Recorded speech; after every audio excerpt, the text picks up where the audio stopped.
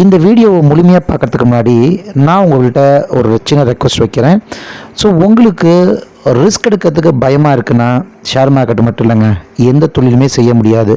அப்படி ரிஸ்க் எடுத்தாலும் ரிஸ்க் ஆனாலும் எப்படி சம்பாதிக்க முடியும் அப்படிங்கிறத இந்த வீடியோவில் சொல்லியிருக்கேன். ஸோ இந்த வீடியோவை முழுமையாக பாருங்கள். பிடிச்சிருந்தா லைக் பண்ணுங்கள், உங்கள் ஃப்ரெண்ட்ஸ் அண்ட் ஃபேமிலிக்கு ஷேர் பண்ணுங்கள். கமெண்ட் செக்ஷனில் நீங்கள் ஏதாவது ஷேரை பற்றி தெரிஞ்சுக்க விருப்பப்பட்டீங்கன்னா சொல்லுங்கள், அதையும் நான் பண்ணித்தரேன். ஸோ இந்த வீடியோ முழுமையாக பாருங்கள். தேங்க்யூ. நண்பர்களே, நீங்கள் இப்போ பார்த்துக்கிட்டு இருக்கிறது நிஃப்டி 500 ஸ்டாக்ஸில் கடந்த 2 ஆண்டுகளில் மோசமாக பர்ஃபார்ம் பண்ண ஸ்டாக்ஸோட லிஸ்ட்டு. அதில் ஜி என்டர்டைன்மெண்ட் 67.4% நஷ்டமடைஞ்சிருக்கு. ஆதித்யா பிர்லா ஃபேஷன் ரீட்டைல் கிட்டத்தட்ட 66%. எஸ்கேஎஃப் இந்தியா அவங்க பார்த்திங்கன்னா கிட்டத்தட்ட 59%. அடுத்து இன்னும் சில பங்குகள் கடைசியாக பார்த்திங்கன்னா டாடா பேசஞ்சர் இவங்க ஸ்ப்ளிட் ஆனதுனால டவுன் ஆகிருக்காங்க. ஸோ நம்ம இதையும் கன்சிடர் பண்ணிக்குவோம். இப்போ ஒருத்தர் 2 லட்ச ரூபா இன்வெஸ்ட் பண்ணியிருக்காங்க அப்படின்னு வச்சுக்கோமே. ஸோ இந்த மாதிரி ஒரு 5 பங்குகளில் ஒரு 2 லட்ச ரூபா இன்வெஸ்ட் பண்ணியிருக்காரு. இன்னும் ஒரு 1 லட்ச ரூபாயை இன்னும் கொஞ்சம் பெட்டரான ஸ்டாக்ஸில் 1-2 வாங்கியிருக்கதா வச்சுக்கோமே.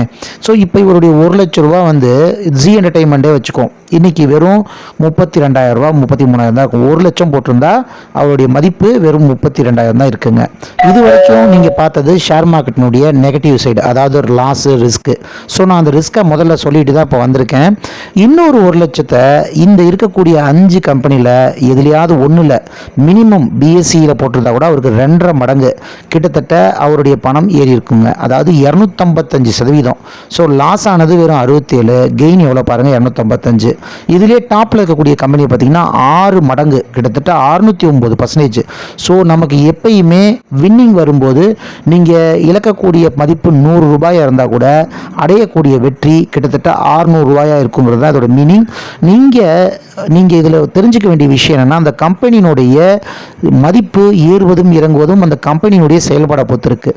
நீங்கள் இன்வெஸ்ட் பண்ணுறீங்கன்னா அந்த கம்பெனியினுடைய ப்ரைஸை மட்டும் பார்க்கக்கூடாது, அதனுடைய வேல்யூ பார்க்கணும். அந்த கம்பெனி எவ்வளோ சேல்ஸ் பண்ணுது, எவ்வளோ லாபம் வருது, எவ்வளோ ப்ராஃபிட், இதெல்லாம் குவார்ட்டர்லி நமக்கு தெரிஞ்சுக்க முடியும்.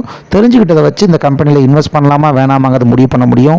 இதெல்லாம் நம்ம எஜுகேஷன் வைஸ் தான் நம்ம தெரிஞ்சுக்கிட்டோம்னா கண்டிப்பாக லாங் டேர்மில் 100 ஸ்டாக்கை இன்வெஸ்ட் பண்ணுறோம்னா 90-95 ஸ்டாக்கில் வெற்றி அடைவதற்கான வாய்ப்பு இருக்குது. நண்பர்களே, ஃபைனலாக ரிஸ்க் எடுத்தால் மட்டும்தான் பெரிய லெவலில் வெற்றி அடைய முடியும்.